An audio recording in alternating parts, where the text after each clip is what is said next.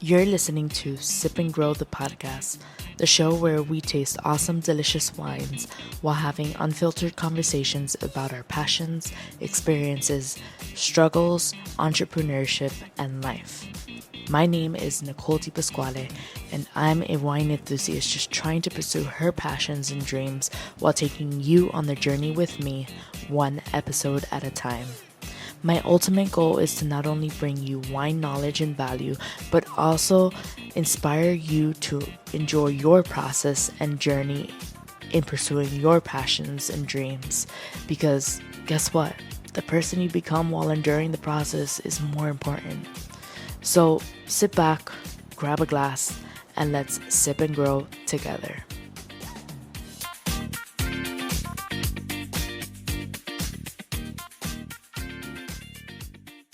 Hi guys, welcome back to another episode of Sip and Grow the podcast with me, your host, Nicole Di Pasquale.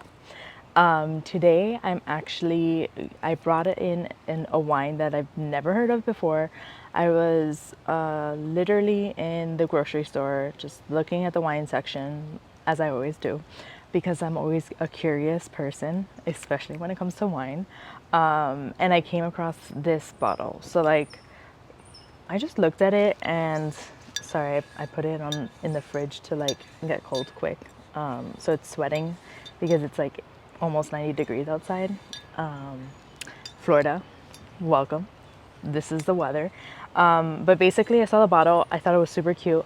And then I read the back of it and I was like, oh, this has a story. Let's take it and let's review it on the pod. So in the back it says the brand is called Harvey and Harriet, and in the back it says dedicated to my mom and dad, everyone's favorite neighbors or not, Eric Jensen, farmer and winemaker. So spoiler alert, Eric Jensen is the owner of this brand, of this wine label, and he is the farmer and winemaker that created this specific wine.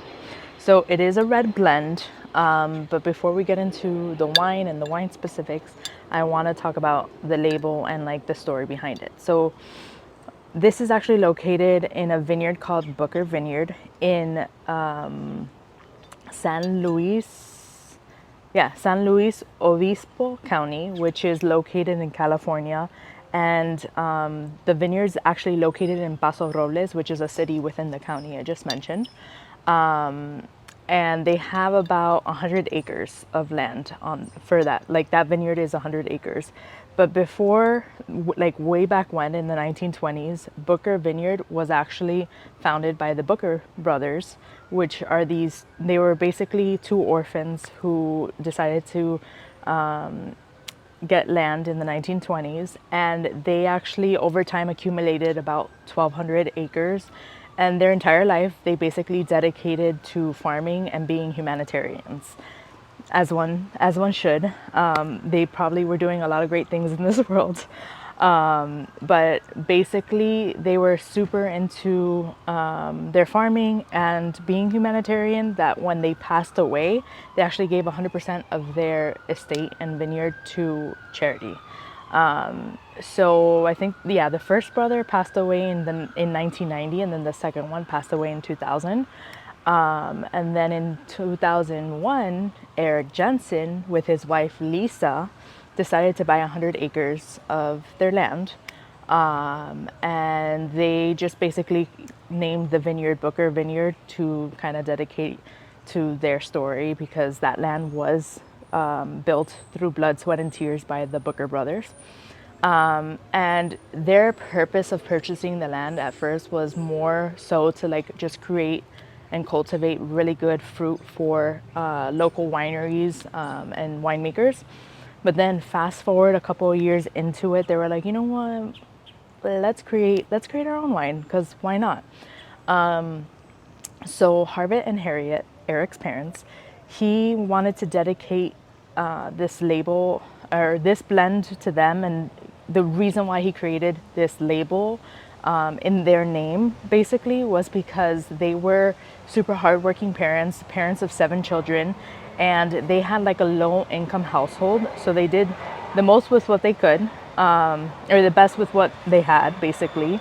and they had a passion for like life, family, and just like enjoying the moment. So Eric really wanted to build or create a wine that was accessible to families like his family, that was still really good quality wine and at a decent price point that anybody could buy. So the price point for this one actually cost me $28 at the grocery store. So it's not, I would say it's like a medium range price range, but also for it being a California wine, it's not that bad. Like the reason why other wines like from Chile or Argentina are a lot on like cheaper is because production over there is more cost efficient for like us here in the United States. So like to bring them in, to buy it over there and bring it in is not as expensive as like us creating wine here. Just because of like the exchange, the currency exchange. That's literally the only reason why. But regardless, this is a red blend, and I was looking on their website. They actually only have one red blend and one white blend. Yeah, one white blend, which I can maybe see if I can get my hands on one to review it on another episode. But I went ahead and wrote down what this blend consisted of because it's a lot of grapes in one. But Eric, basically, his whole like reason for creating or buying that land was not only to create high quality grapes, but he really wanted to kind of stick to the like high quality French style grape blends. So like kind of like Bordeaux blends is what he was going for. So this blend consists of Cabernet Sauvignon, Syrah, Petit Verdot, Cabernet Franc, Malbec, and Grenache. To be honest, 100 acres is a pretty good piece of land. Pretty good piece of land. They actually, so this is a 2021 blend. Their first vintage was in 2005, and they actually got certified for being an organic farm in 2021. Yeah, in 2021. And then basically he not only has like organic practices, but also he does biodynamic farming, which is basically like, oh, that did not go in where I wanted it to, which is basically like creating your own fertility within your farm.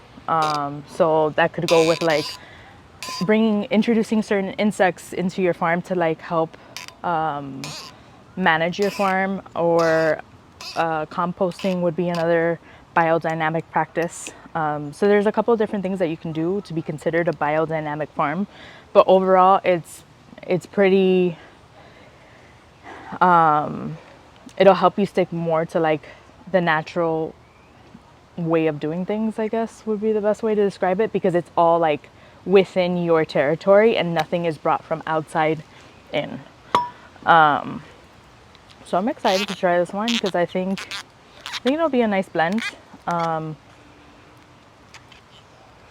It's 2021, so it's 3 years old, not too bad.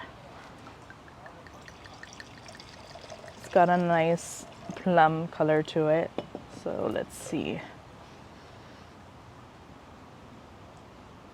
It already has a nice aroma. I'm loving this.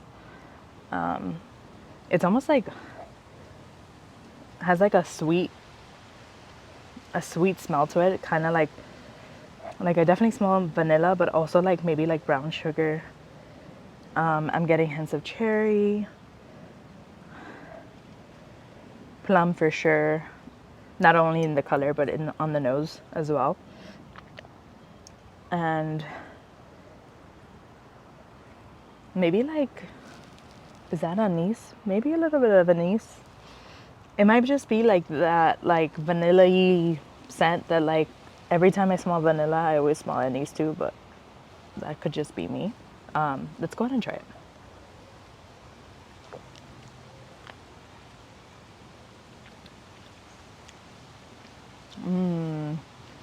Okay, wait.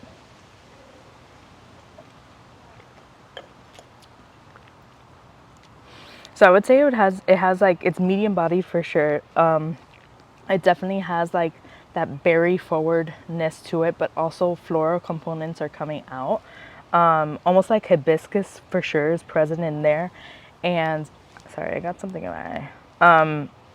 And then it definitely has like a tannic flavor to it, because it kind of lingers in your mouth and then goes down. So it's a little harsher in your mouth, which I tend to like those types of wines anyways. So for me, it's a really nice blend. I would say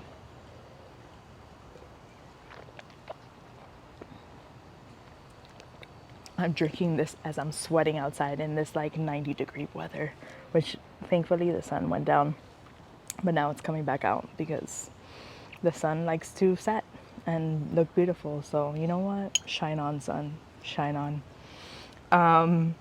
I would say I would rate this out of 10. I'm going to give this a 7.8.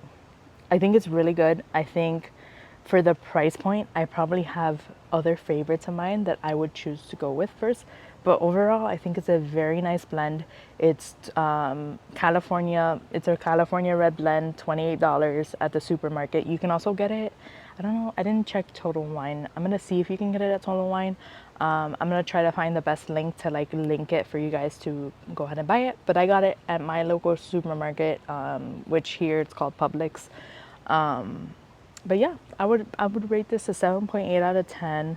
I think it's a very versatile wine. So like you can have it with your meats, you can have it with your. I would even have this with like a fish as well, and I would even have it with pasta. Like I think it's a very versatile wine. Red blends tend to be versatile, so that's why I kind of love them for special occasions. Like if you have a big group of people coming to your house, I think a red blend is a good way to go, because you'll like make the people that like Cabernets happy, but you'll also make people that like a Pinot Noir happy, because it's like not as harsh as the Cabernet, but it's not, as soft as a Pinot Noir for like the people that want a Cabernet, whatever. Depends on what you like, but let me know if you guys try this out. Let me know what you think.